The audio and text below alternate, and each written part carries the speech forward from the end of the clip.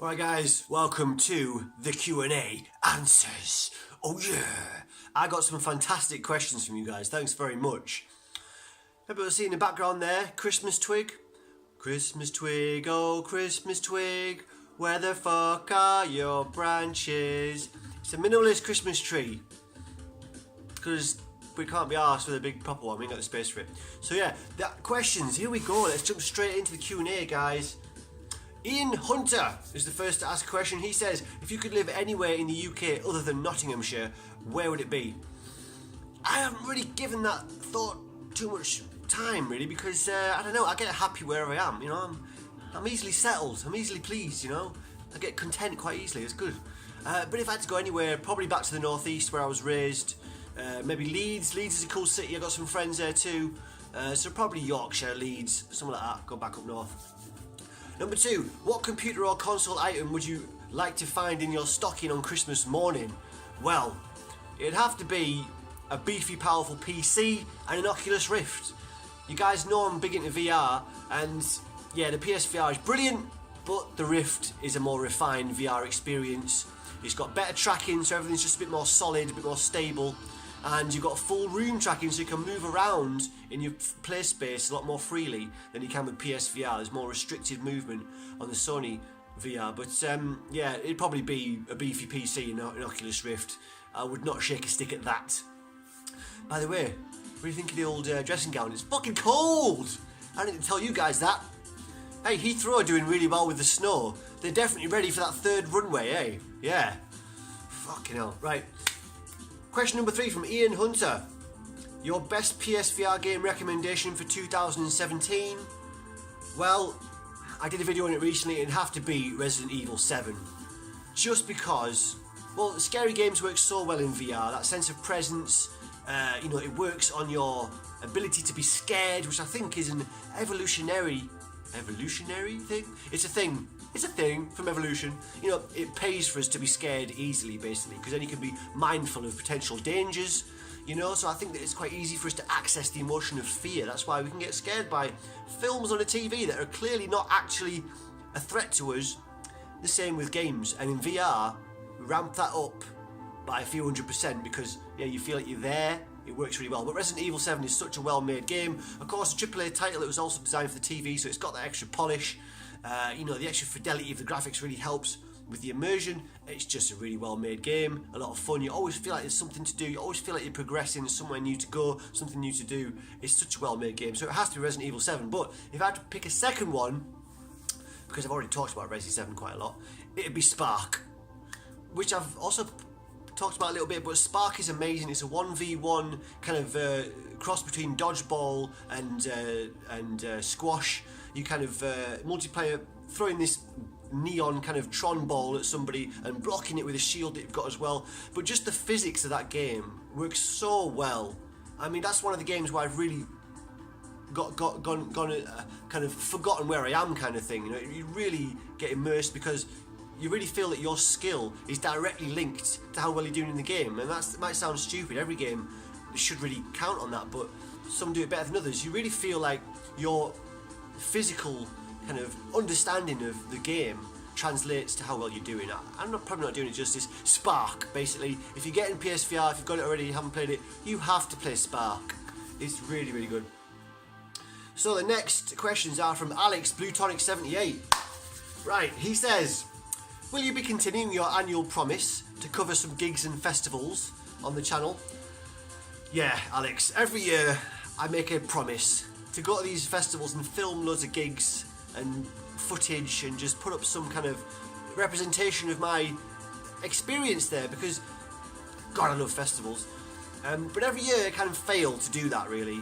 And it's exactly like Alex said, is that once you get there, you just want to experience the thing. You don't really want to be bothered with filming stuff and having to be careful with this expensive equipment you're carrying around, and it just becomes a bit of a hassle. So I usually fail on that promise.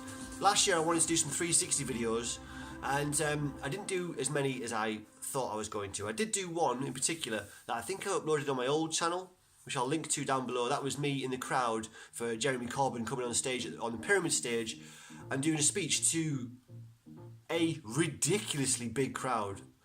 I have never seen a crowd that big during the daytime at Glastonbury. Corbyn brought them in, and he gave a brilliant speech.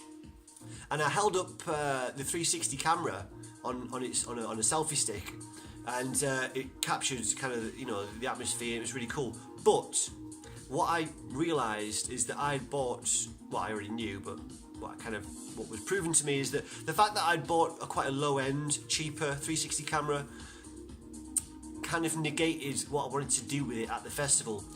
What I mean by that is the lower resolution means that anything further out in the distance is just really blurry, you can't see anything.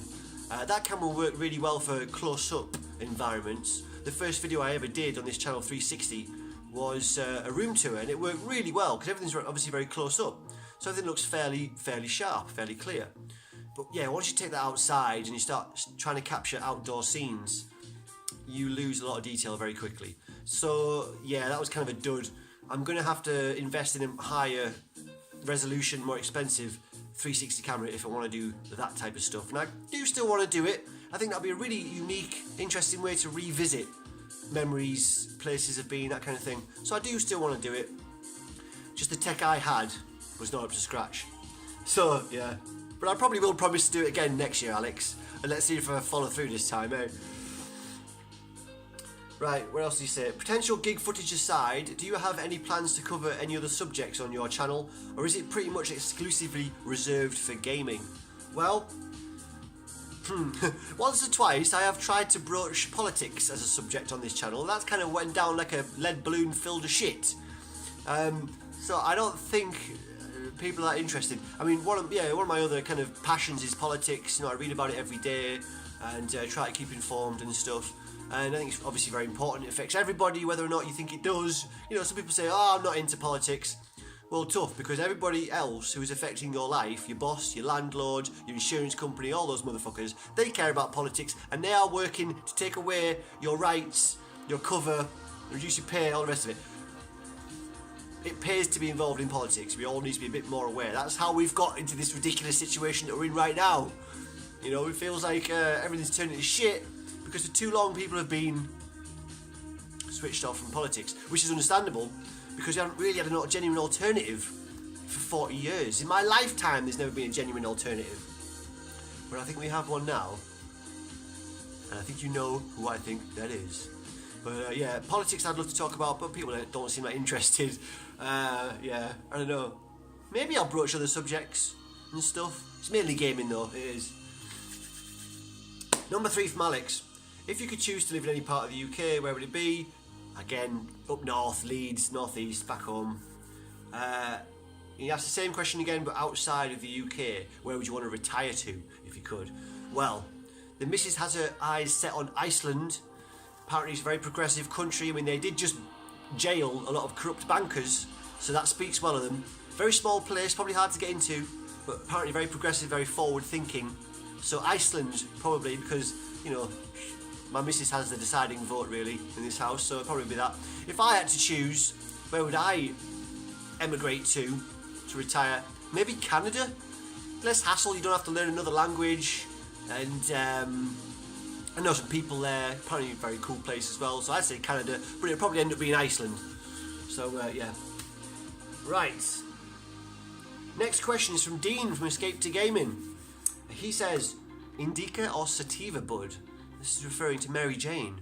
Marijuana. What do I prefer, indica or sativa? Well, I have to make an admission that I don't really know too much about the strains, but reading up on these, I can say that I'd prefer the sativa effects. That's more energetic, more energizing, whereas indica, I don't pronounce that, is more relaxing, more of a sedative. So yeah, I'd definitely go for sativa, Dean. But actually, I haven't actually been, I haven't smoked for a long time, but I haven't been vaping for a while either. Having a bit of a break from the old Mary Jane at the minute, just to save some money and to see if it helps with my mental health. Mainly to save money. I'm going to be crazy forever. Oh well. So what else have we got? Right, next one is from David Lester Tome, and he says, can I borrow a tenner? Yeah, if you give it back. If it really is a lending and not a giving. Oh, I've been stung by that before. I once took a friend on holiday to the tune of £650. I got 150 of it back eventually. Never saw the rest of it. We haven't spoken for years. That's on him. Imagine that. Choosing to not pay a debt back over keeping a friend. Never a lender nor a borrower be. But I do lend. So yeah, you probably can. Yeah, I'll lend you 10. NLG Next Level Gaming. It says, what game have you looked at, thought it would be wank, and then ended up loving? Well, for that I'd have to say Riddick Sky Soldier. There was lots of negative reviews about it. This is a game that came out on the Wii U, and people just absolutely slated it. But I actually had a lot of fun with it. Yes, it looks like ass. It really looks like a PlayStation 1 game. The graphics are really crap. And I should say the controls take a little bit of getting used to, but once you do, it is quite a fun game. I actually did really like Riddick Sky Soldier, and the Wii U version as well. People were saying the Wii version was a lot better. I hadn't even played that yet. So yeah, he says, if so, was it part of a series and made you want to try out the other games? Well, again, there's the Wii version that I haven't tried. Oh, I definitely will do. Then he says, when's our collab video coming? Anytime you want me. Give me a call. Get round here. Let's do it. Right, next question's from Lazarus. He says, number 1, what is your favourite Hulk Hogan film? Now that's got to be a bit of a trick question, surely. Rocky 3 is the obvious answer. I don't think I can name any other Hulk Hogan films. Rocky 3, yeah. Then he says, what is your most anticipated game coming out other than Shenmue 3? That's a very good proviso there, because I certainly would have said Shenmue 3 had he not had said that. It would have been too obvious. So, other than that, it's got to be Blood and Truth. This is a PSVR game that's coming out that is made by London something, what are they called? The people that made The Heist on the first demo disc for PSVR. The Heist was very, very well thought of. It's a very short experience, but it had a great idea of what could be done in VR. It's very atmospheric, kind of a Snatch, Lock, Stock, Two Smoking Barrels type scenario, London gangsters, and it was really fun, really immersive, and they've expanded and been able to make a full game out of that concept, so I'm really looking forward to Blood and Truth. It hasn't got a release date yet. I'm hoping it's sometime next year. Right. Next question is, what game genres are you least interested in? Right, well, 2D fighters, I haven't played them a lot recently. I used to love them back in the day. You know, Street Fighter on the Mega Drive, fucking obsessed with that. So amazing. But I really haven't been playing 2D fighters much at all over the last several years. Also, bullet hell shooters. I kind of wish I could play them. They're just too confusing for me. Maybe it's because I haven't played them, so I'm not used to them, but bullet hell shooters, I have no interest in. And real-time strategy as well. Can't get on with that genre. Tried them a few times. Real-time strategy, not for me. The next questions are from Flagship Fighter. He says, if you were to teach... This is a great question. He says, if you were to teach video games, what 5 modules would you put on the syllabus? Fantastic question. Yeah, right, well, I've made a list. The first would be a sense of discovery. The first module, sense of discovery. My favourite adventure games, if you're talking that kind of genre, is, where you have that sense of adventure. You find secrets. You have freedom to explore and discover things off-piste.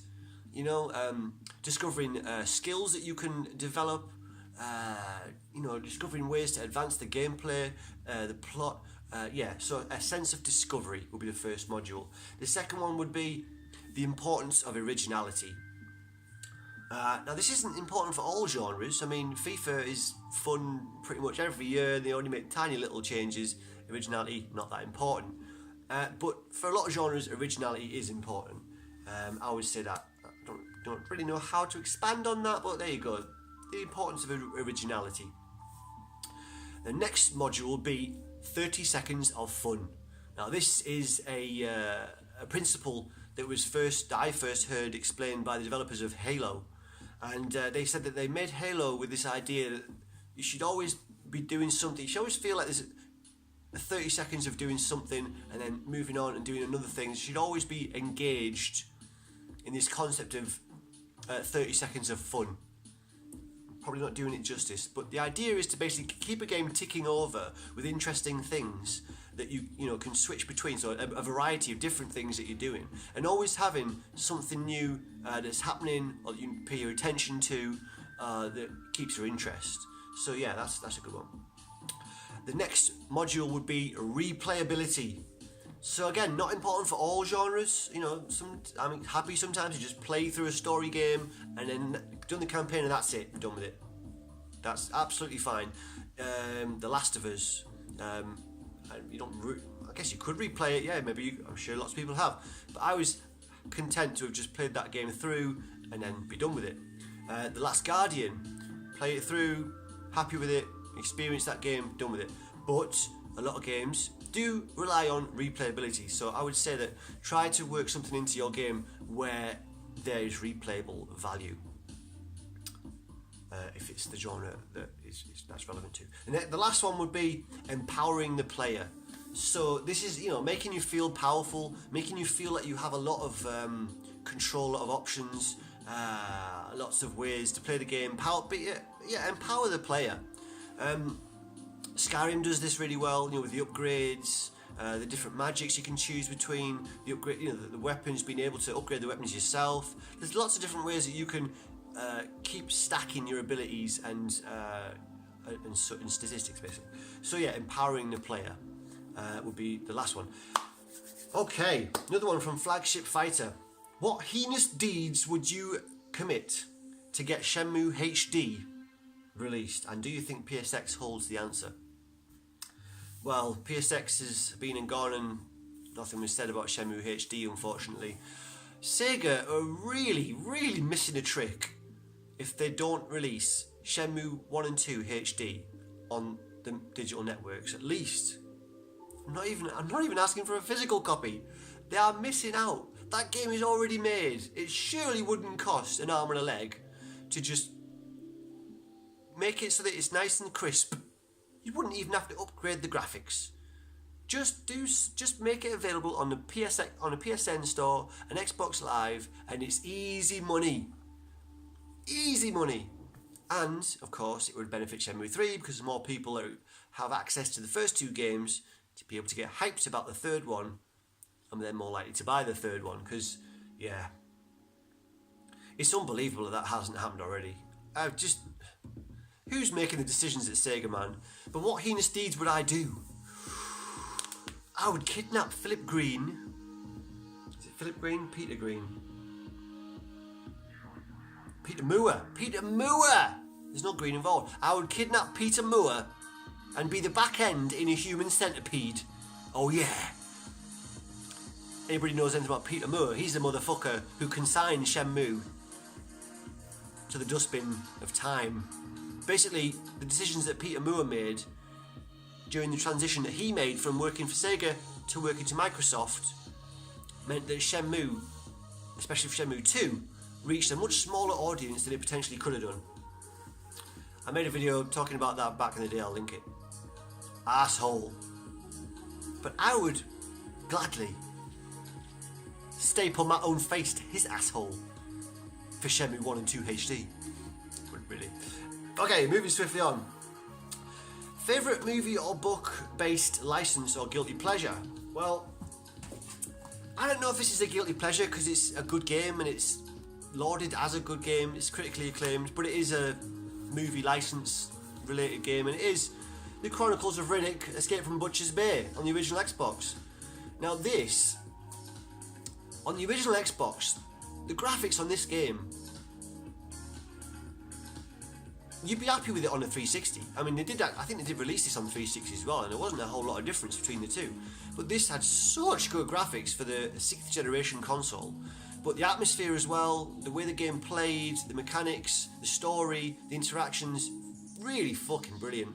Again, not really a guilty pleasure because it is critically acclaimed, but I couldn't really think of any kind of shit film licenses that I enjoyed. It's a difficult one, but I'll say that one. There you go.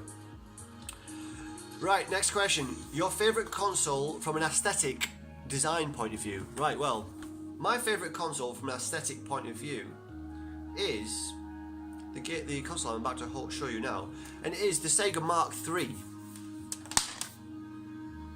The Sega Mark III. There you go. Beautiful. Look at that retro, stylish piece of kit. Yeah. That's a Japanese version of the kind of precursor to the Master System. And it's just gorgeous. So that's my favourite console from an aesthetic point of view. Right, going back to the questions. I can find them. So, what do next-gen console platforms need to have and focus on? Well, again, I'm going to say VR. I really want VR to continue into the future. I don't want this to be a flash in the pan. I think on PC it will continue, but on consoles, I don't know. It's yet, you know, if PSVR continues growing at the rate that it does, then Sony might see a point in doing PSVR 2 on the PlayStation 5 when that eventually comes out, you know? And the reason I want that is, well, I'll go into that later, but yeah, that's what I want. I want VR to continue and keep getting better. So yeah, and physical media, I really want them to continue with physical media, even though those discs are now really just like a code to enable the download of the full game, especially with all the, you know, after release patches and all the rest of it. The game itself is often not actually on the disc, not all of it at least, not a complete version of it, an unbroken version, but the reason I still want physical is because you then still have that trade-in value, you know? You're not beholden to the whims of the pricing structure online. You're not, you know, waiting around for sales. You know, you have that second-hand market. You can look for deals. You know, you can, again, use your collection to fund future purchases. It's really important to me. So I want them to continue with physical media. All right. Also, thoughts on sparkling water and or pineapple on pizza? I'm actually coming round to sparkling water. I never used to like it. Perrier water, all that. Ugh. But I actually like it now. It's invigorating, refreshing. I like it. And pineapple on pizza, I'm not fussy. I'll eat pretty much anything on pizza. So yeah, I don't mind. I like pineapple on pizza. What's wrong with that? Right, next one's from LFC Gamer. Is that Leeds Football Club? Leeds. If it is, if it's not, sorry, but there you go. So LFC Gamer says, do the recommended videos on YouTube do your head in, especially the clickbait crap that has no relevance to what videos you're searching or watching? I guess I don't really pay much mind, to be honest. I don't really notice them, really. But yeah, I mean, you know, clickbait, fuck that shit. Right, number 2. What is your favourite game of 2017 thus far? I've said already. In VR it's Resi 7, but if I had to say a non-VR game, because we've already covered that, my favourite non-VR game from 2017 is easily Breath of the Wild. That lived up to the hype. Well worth the wait. And that game did really well on those five categories that I'd put onto the video game syllabus, you know? The sense of discovery, empowering the player, 30 seconds of fun, originality. It did all of those categories really well. Such a fun game, and it did things that you've never been able to do before in that type of game. Simple things, like being able to climb almost anything. Usually when you go into a big sprawling open world like that, there's certain walls and mountains and surfaces you look at and you think, yeah, I'm not getting up there. That's a barrier because the game doesn't want me to go that way. But in Breath of the Wild, you can fucking climb that wall. Oh yeah. And you can get upgrades to be able to climb it even better. The freedom in that game is fantastic. I mean, I saw someone speedrun Breath of the Wild from start to the final boss in, what was it, half an hour or something? Ridiculous. I don't know why you'd want to play it that way. Just as a challenge to do after you've completed it normally, maybe. But yeah, that just shows you the freedom that game gave you. Didn't hold your hand too much at all. You're free to discover the story and side questing and all the rest of it. You can play that game quite freely and well worth the wait. Fucking brilliant. Breath of the Wild. What are some of your biggest pet peeves? Oh man, that's worth a whole nother video. I'm going to cop out on that because I couldn't really think of anything. I started thinking about like serious shit, you know, like racism. That's boring, isn't it? Everyone hates the same serious stuff. But you know, the petty stuff. The pet peeves are usually reserved for petty dislikes, aren't they? You know. And I don't know, depends what time of the week it is. Yeah? Don't know, it depends how I'm feeling from day to day. Sometimes it all just goes right over my head and I don't get annoyed by anything. Other days, everything's shit. Am I getting my period? I don't know, but yeah, I don't know. I'm copping out on that one. Right. Owen Lebosu77 says, what is the best gig you've ever been to? That's a really difficult question to answer. I love the question because it makes me think about all the amazing gigs that I've been to, but I've been to so many concerts. It's really difficult to pick one out. Because when you get to that Nirvana stage, you know, and the whole crowd's going for it, and the music's brilliant, and the atmosphere's great, and the weather's fine, you know, they all reach the same level of bliss, you know. There's a lot of them that have got to that stage of just, this is fucking it. But if I have to pick out some key gigs, I'd have to say Daft Punk in 2007 at the Wireless Festival in Leeds. They came out with this pyramid DJ booth that had like video walls on it, crazy light show, crazy grid light show. In fact, this tattoo is in part a tribute to that gig, as well as the pyramid stage at Glastonbury. Because yeah, so many of my favourite gigs have been at Glastonbury. And I'd have to say, yeah, Chemical Brothers, twice actually, 2 different Chemical Brothers gigs over the years at Glastonbury have got to be mentioned. Again, and you get this a lot with kind of dance acts, big dance acts, you know. The whole crowd seems to go for it. Is dancing, is losing himself in the music. From the front right to the back. You know, at the average rock gig, the further back you go, the less kind of vociferous the crowd is, the less raucous they are, which is understandable, you know. But at rock gigs, usually down the front it's mad, everyone's pogoing and all the rest of it. But as you go back, it's more and more chilled. Whereas I've found with dance crossover gigs like Chemical Brothers, Prodigy, Daft Punk, the whole crowd all the way back is fucking going for it, and that's my favourite time. So I'd say that. Also, Public Enemy, something else. They were on at the same time as Rolling Stones. I had to miss Rolling Stones to go see Public Enemy. I say had to, I chose to. But that'll be on the list. The next question from Owen, the Boss 77 is, what was it? How does it? For you, what would be the ultimate VR experience? And how does current tech need to improve to get to that point? Right, well, this is where I talk about the improvements that are needed, yeah. Ideally, the improvements that will come to VR will be higher resolutions on the screen. You know, you can get immersed in PSVR, but I'm not going to deny that with a much higher resolution, it's going to be a lot easier to be immersed. You know, the feeling of being somewhere else will be easier to achieve when it looks a lot clearer. Because at the minute, you know, yeah, the resolution's fairly low. It's to be expected. We're just not at that level yet. But as screens get more and more ridiculously, you know, these pixels gets more and more crammed in, it will benefit VR very much. Possibly wireless as well. Possibly wireless headsets would help. But that presents its own problems as well. You know, charging, running out of power, that kind of thing. Being more likely to bump into shit. I don't know, but getting rid of the wires could help. Better controllers, we've already got those on the Rift. So that's already there really, but I'd like that to be introduced to console VR, to have something more like the Move controllers. They are better than the touch controllers, are better than the Move controllers. But mainly it's about the resolution really. I don't know what else you could really do, realistically, you know, without talking about the holodeck, you know. Yeah, it's already pretty bloody good. Resolution really. I'm sure there's other stuff. A wider field of view as well, okay, a wider field of view would help as well. So you'd have more kind of peripheral, because at the minute it kind of feels like you've got a space helmet on. You can kind of see the outsides of where you're viewing, you know, so there's like black around here, but you forget that quite easily, but it certainly would make it even more immersive if the field of view was a little bit wider, you know, so that one.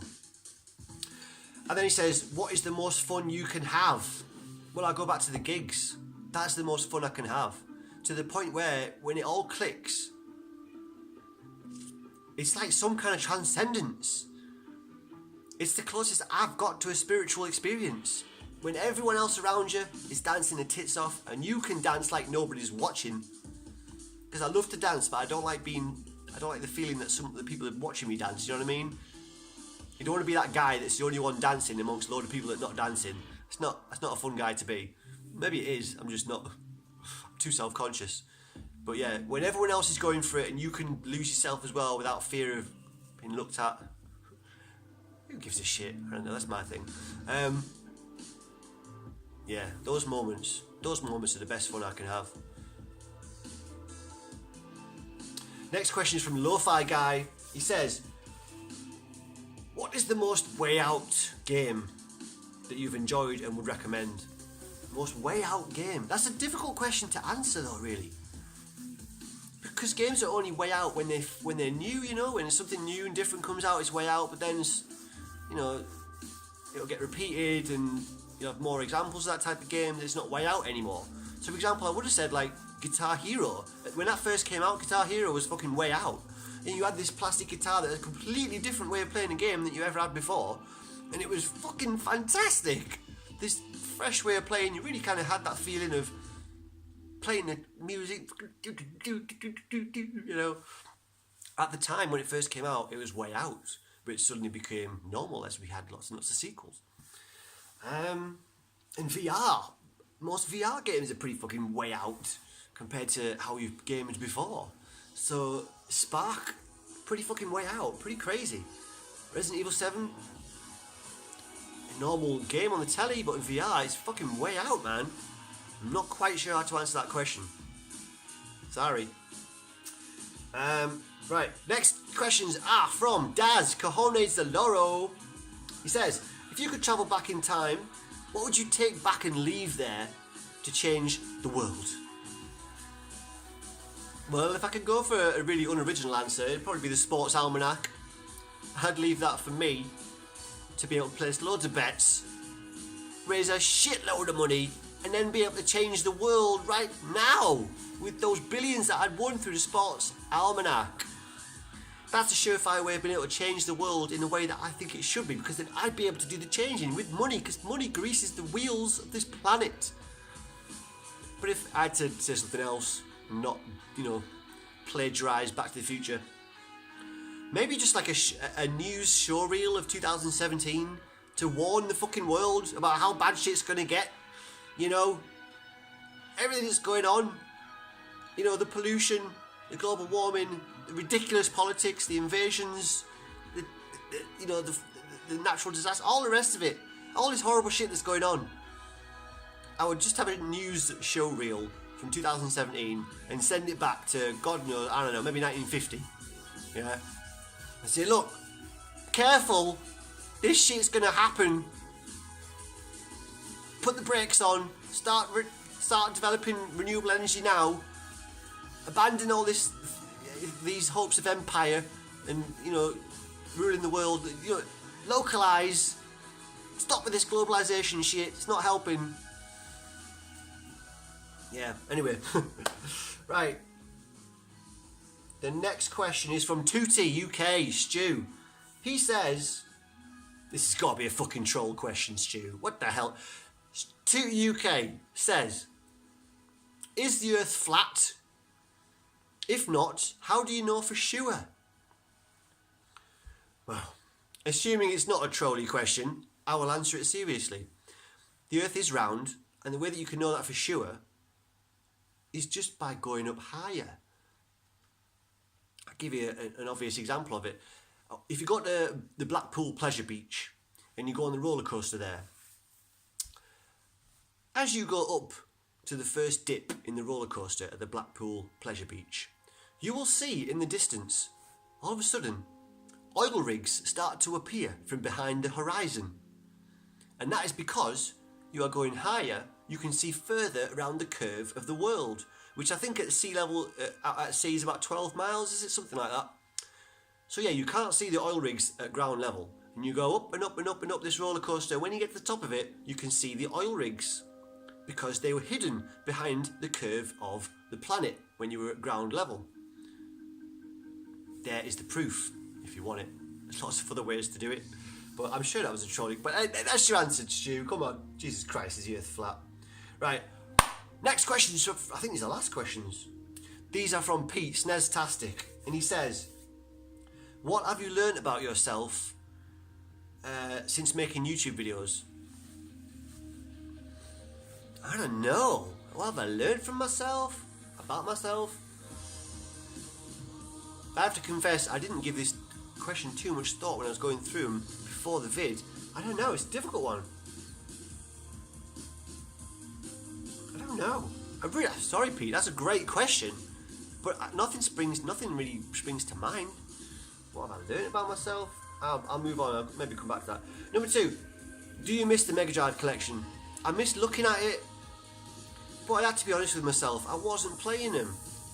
And I don't see myself playing them on the original hardware in the future.